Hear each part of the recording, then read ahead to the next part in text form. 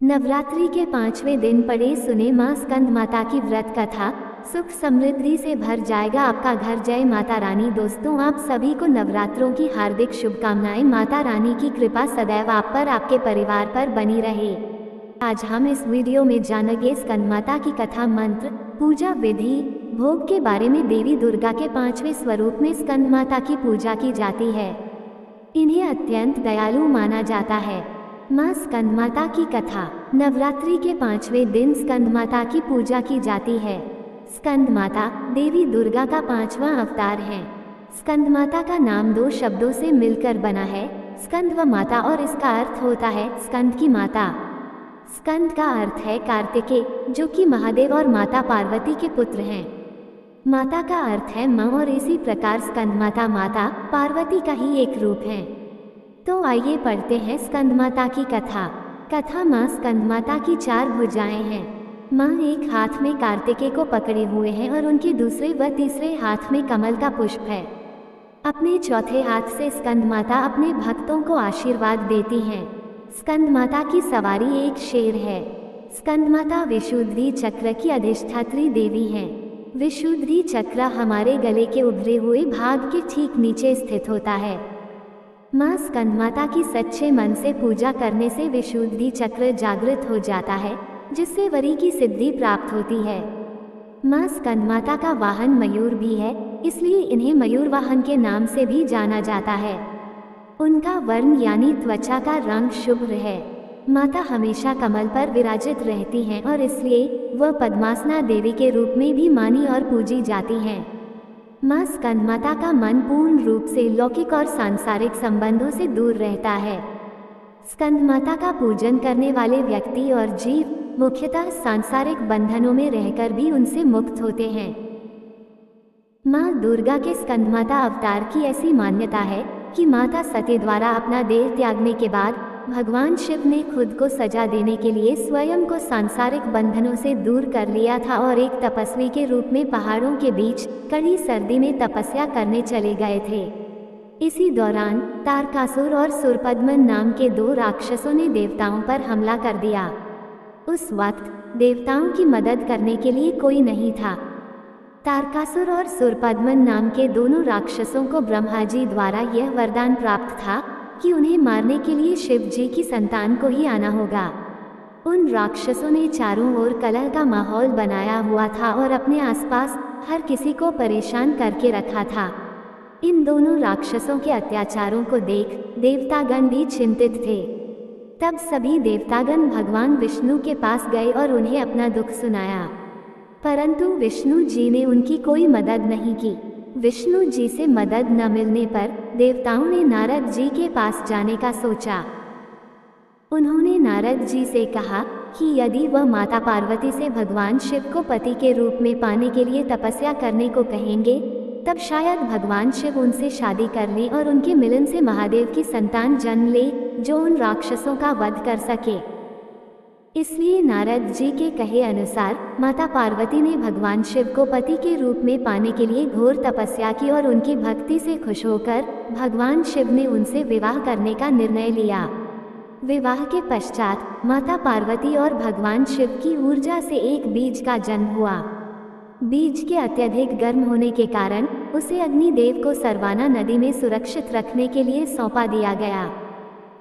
अग्निदेव भी उसकी गर्मी सह नहीं पाए, इसलिए उन्होंने उस बीज को गंगा को सौंप दिया, जो उसे आखिर में सरवाना झील में ले गई, जहां माता पार्वती पहले से ही पानी के रूप में मौजूद थी और उस बीज को धारण करते ही वो गर्भवती हो गईं।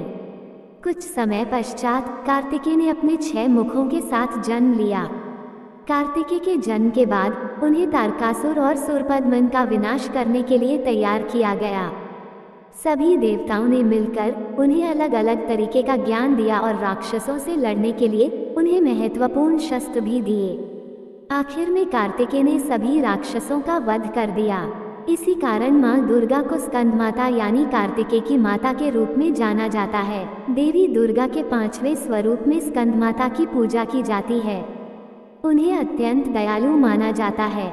कहते हैं कि देवी दुर्गा का ये स्वरूप मातृत्व को परिभाषित करता है। स्कंदमाता कमल के आसन पर भी विराजमान होती हैं, इसलिए इन्हें पद्मासना देवी भी कहा जाता है। कहते हैं कि संतान सुख की प्राप्ति के लिए माता की पूजा के साथ ही उनके मंत्र की आराधना भी विशेष फलदायी होता है। आइए जानते हैं माता की आराधना का विशेष मंत्र। ओम देवी स्कंदमाताय नमः, अर्थात ओंकार स्वरूपी स्कंद माता, जो कि अपने भक्तों की समस्त इच्छाओं को क्षण भर में पूर्ण कर देने वाली है, उनके चरणों में बारंबार नमस्कार है।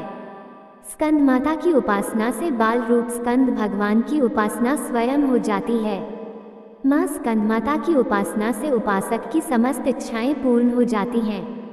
हमें भी स्कंद माता की शरण प्राप्त हो, यही प्रार्थना करना चाहिए। नवरात्रि के 5वें दिन पढ़ी माँ स्कंद माता की व्रत कथा। सुख समृद्धि से भर जाएगा आपका घर। ऐसा है माँ स्कंद माता का स्वरूप। माँ स्कंद माता की 4 भुजाएं हैं। साथ ही माँ की गोद में भगवान कार्तिकेय हैं। साथ ही माँ शेर पर विराजित हैं। वहीं माँ के दोनों हाथ में कमल शोभायमान हैं। इस रूप में माँ समस्त ज्ञान, विज्ञान, धर्म, कर्म और कृषि उद्योग सहित 5 आवरणों से समाहित विद्यावाहिनी दुर्गा भी कहलाती हैं। इस देवी की 4 भुजाएं हैं। ये दाईं तरफ की ऊपर वाली भुजा से स्कंद को गोद में पकड़े हुए हैं। नीचे वाली भुजा में कमल का पुष्प है। बाईं तरफ ऊपर वाली भुजा में वरद मुद्रा में है और नीचे वाली भुजा में कमल पुष्प है। इनका वर्ण एकदम शुभ्र है। ये कमल के आसन पर विराजमान रहती हैं, इसलिए इन्हें पद्मासना भी कहा जाता है। सिंह इनका वाहन है। स्कंद माता को लगाएं इस चीज का भोग। देवी भागवत पुराण के अनुसार स्कंद माता को पीले रंग की वस्तुएं प्रिय हैं, इसलिए आप लोग पीले रंग की मिठाई का भोग लगा सकते हैं। साथ ही केसर की खीर का भोग माँ को लगाएं। ऐसा करने से माँ प्रसन्न होकर आशीर्वाद प्रदान करेगी। माँ स्कंद माता की पूजा विधि। नवरात्रि के 5वें दिन आप जल्दी उठ जाएं और जल्दी से बाल्टी में गंगाजल डालकर स्नान कर लें। वहीं उसके बाद पूजा की चौकी पर पीला वस्त्र बिछाकर माँ स्कंद माता की तस्वीर या मूर्ति स्थापित करें। वहीं अगर स्कंद माता की तस्वीर नहीं है तो माँ दुर्गा की तस्वीर स्थापित कर सकते हैं। वहीं इसके बाद पीले फूल से माँ का श्रृंगार करें। पूजा में फल, फूल, मिठाई, लौंग, इलायची, अक्षत, धूप, दीप और केले का फल अर्पित करें। साथ ही दुर्गा सप्तशती और दुर्गा चालीसा का पाठ करें। वहीं उसके बाद कपूर और घी से माँ की आरती करें। माँ स्कंद माता का पूजा मंत्र। सिंहासनागता नित्यं पद्माश्री तकरद्वया, शुभदास्तु सदा देवी स्कंद माता यशस्विनी, या देवी सर्वभूतेषु माँ स्कंद माता रूपेण संस्थिता, नमस्तस्यै नमस्तस्यै नमस्तस्यै नमो नमः। महत्व। शास्त्रों में इसका काफी महत्व बताया गया है। इनकी उपासना से भक्त की सारी इच्छाएं पूरी हो जाती हैं।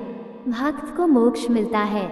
सूर्यमंडल की अधिष्ठात्री देवी होने के कारण इनका उपासक अलौकिक तेज और कांति में हो जाता है। अतः मन को एकाग्र रखकर और पवित्र रखकर इस देवी की आराधना करने वाले साधक या भक्त को भवसागर पार करने में कठिनाई नहीं आती है। दोस्तों, ये थी आज की माता रानी के 5वें स्वरूप माँ स्कंद माता की व्रत कथा, उनकी पूजा विधि, महत्व और भोग की जानकारी। आपको हमारी वीडियो अच्छी लगी हो तो वीडियो को लाइक करें, चैनल को सब्सक्राइब करें, कमेंट में जय माता रानी जरूर लिखें। माता रानी की कृपा सदैव आप पर बनी रहे।